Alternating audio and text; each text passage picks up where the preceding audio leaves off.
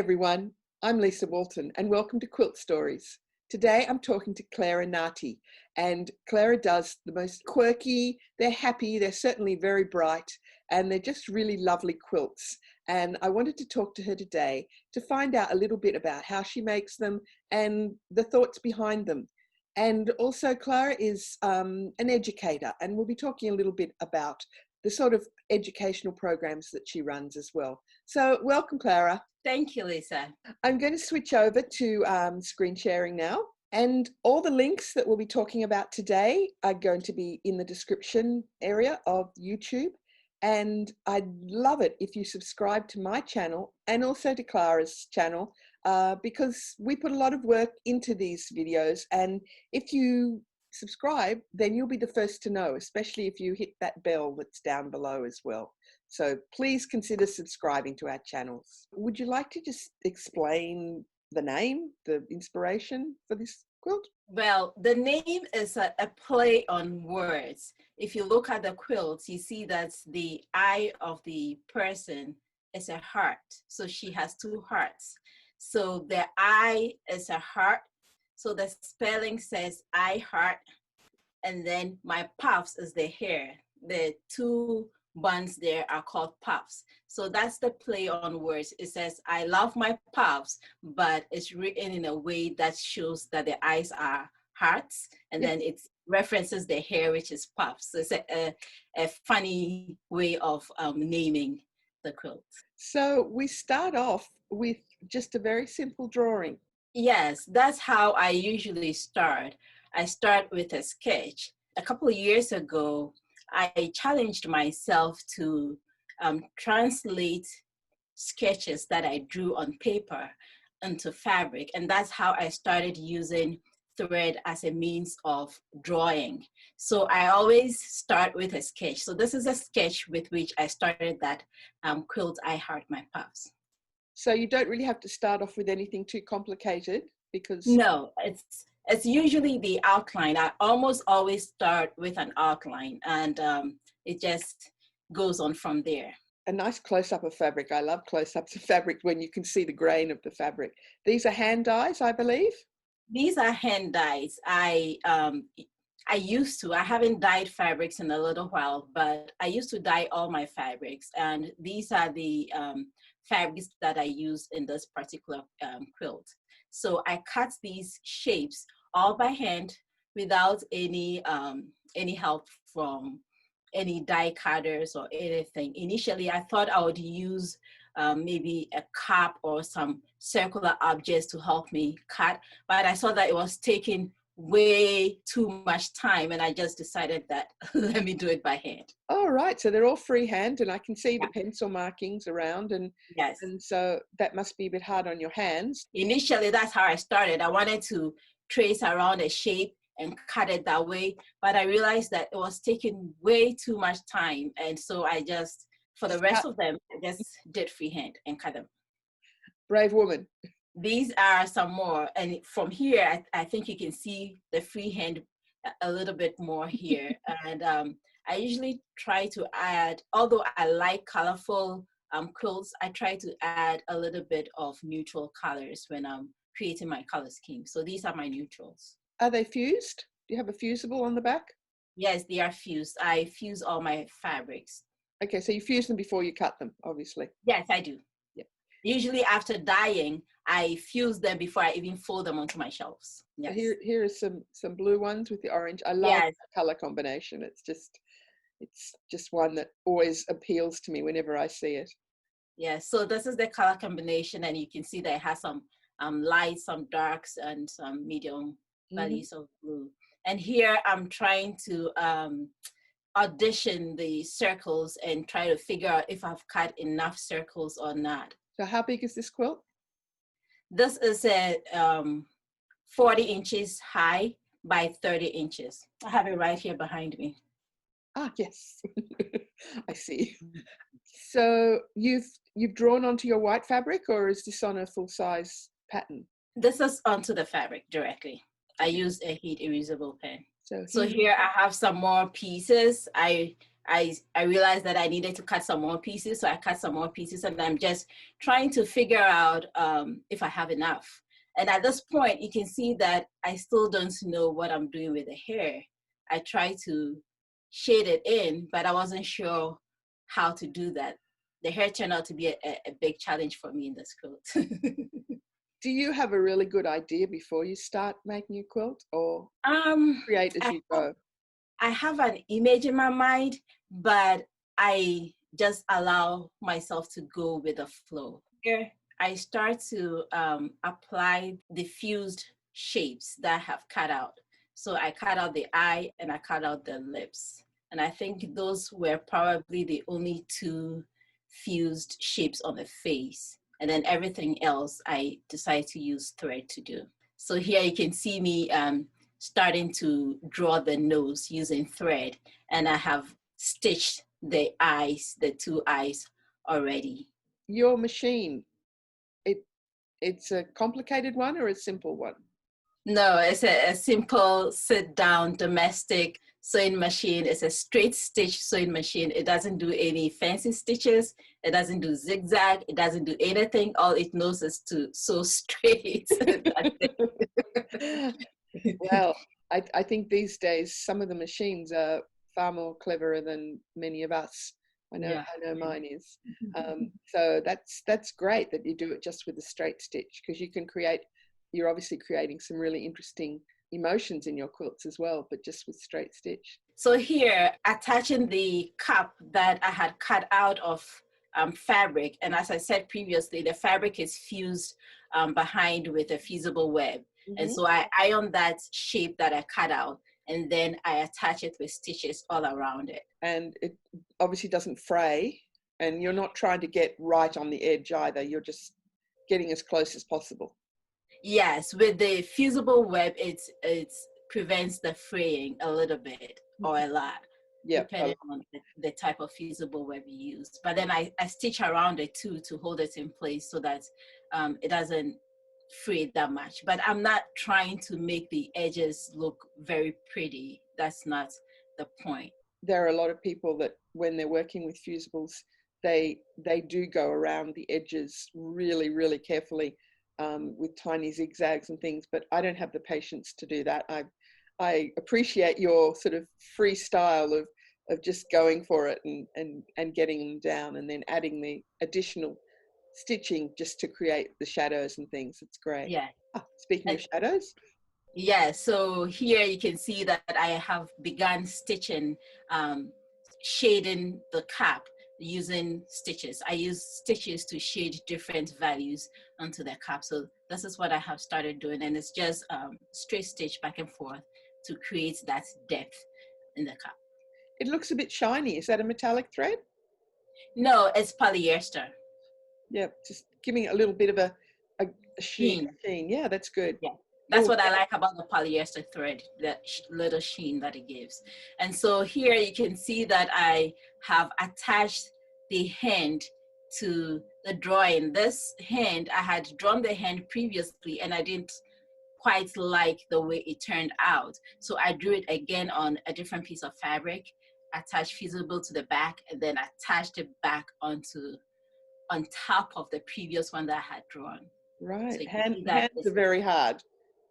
Yes, I spent actually a whole, almost a year just doing hands. I can't draw, and I certainly can't draw hands. They look like horrible crippled things. So no, I don't bother. There's some pattern fabric there. Is that correct? The blue and white spots. Yes, so that is commercial fabric. So there I have begun shading the hand in different values of gray. It looks like black here, but it's actually not black thread, it's gray thread. About 3 different values of gray thread that I use here. Do you always use gray or just sometimes? Initially, when I started drawing with thread, I wanted to have the pencil look. I wanted you to look at it and think it was a pencil or a pen sketch. So I used only gray threads, but now I have moved into using different colors of threads. So happy. Just a really happy face. I do like it. So here is where I started to put a little design on the face and then the hair. I didn't know what to do with the hair. As I said in the beginning, I was struggling to figure out what to do with the hair. So the hair was probably the last thing that I did. But then it just came to me that the way I doodle in my sketchbook, I should just doodle the hair in the same way. And as I started doing it, it just looked like hair to me. Yes, I love the little spirals. They're great. I mean, I think you're right. When you sort of, your first thoughts were, this is how I want to draw the hair. So yes, you're just drawing with the needle now, which is great. And the little spirals and the long bits are really nice. So then the fabric collage pieces that I had cut previously, I had to stitch each and every one of them onto the background fabric. And when it came to stitching, that's when I realized that I had cut too many circles. Oh. But there was no way, there was no way I could just leave them on the background without stitching them. So I had to stitch each and every one of them. And some of them are very small. Yes.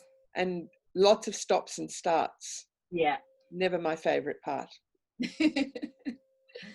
So you've got some of the textures that you stitched.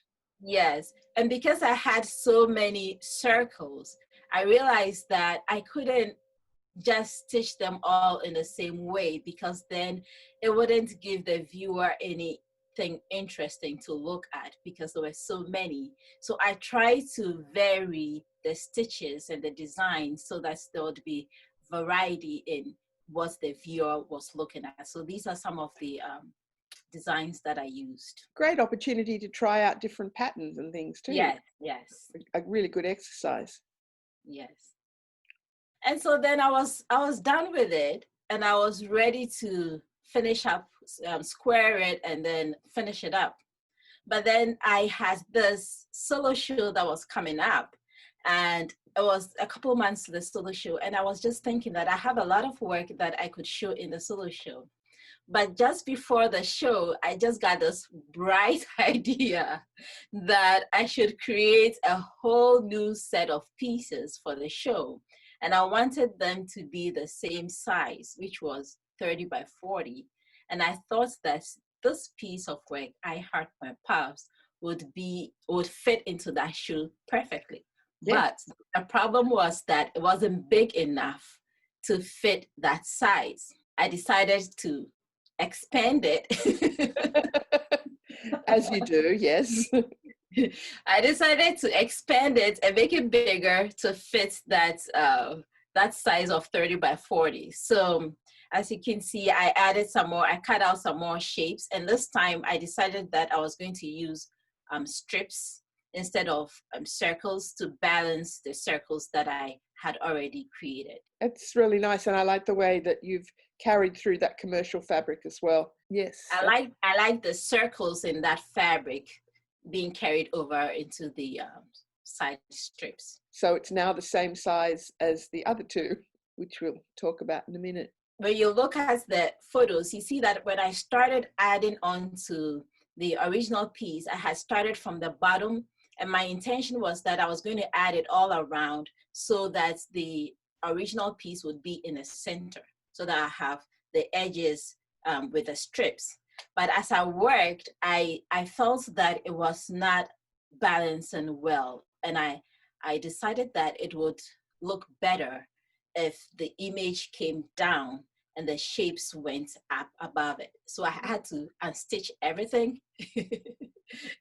and stitch it back on top. So that's the difference between how I started it and how I ended it. One of the things that I really enjoy about my quilting creations that it's the problem solving, and I just find that really interesting, and it's why I never want to repeat anything that I've made, because to solve those problems I want to move on to the next issue. And I think you've achieved that really well.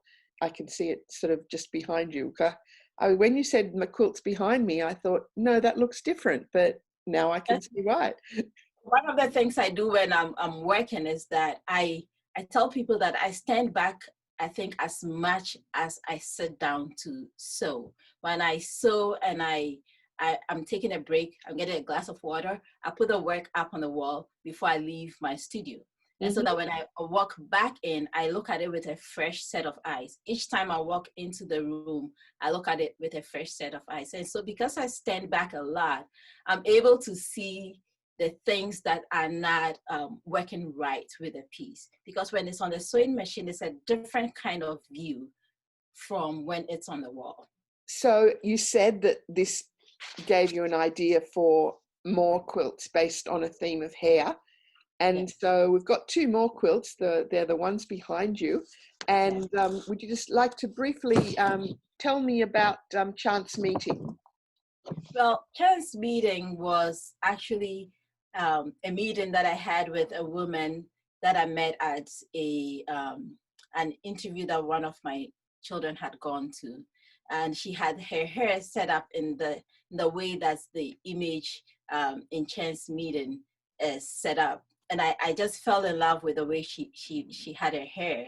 And the other one is called Coils and Chills. Yes, Coils and Chills is an Afro hairdo, and it just celebrates the way African American hair just grows upwards. So that's what Coils and Chills is all about.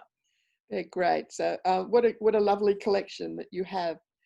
So you have a really lovely style. I like it. Just the eyes are staring at me. I'm just looking at the screen now, and the 2 quilts behind you. They're just staring at me, and they'll probably follow me around the room if I move. You also are very active in the educational programs that you offer. Would you like to tell me a little bit about them? Yes, I have a couple of educational programs, and my focus is that as artists and as creatives, we need technical skills to learn how to do things technically. We need to learn techniques and how to get the work done. And I feel like a lot of the time we focus on the techniques. We are given opportunities to improve our techniques, but we are not helped with the other soft skills that we need to be able to grow as artists. So I focus my educational programs on the other soft skills that artists need. So I teach about journaling. I teach about how to get clarity, because if you don't have clarity, a lot of people just go in circles and they keep doing the same thing over and over again. And then you wonder why somebody started not too long ago and they are doing so well. So I offer those lessons in courses. And then I offer courses about how to create processes and systems so that you can manage what you're doing right now. Because a lot of us have problems managing our time, managing our processes. Some of us are not even confident that when we are asked to create something on the spur of the moment, we can actually do it, or if our next work is going to be as good as the previous one.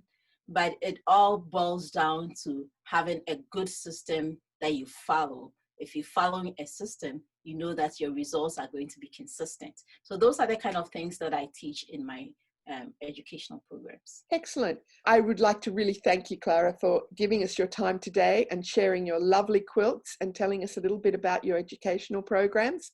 And I hope everyone checks out your YouTube channel. And thank you very much. So bye for now, everybody. Thank you, Lisa. Bye.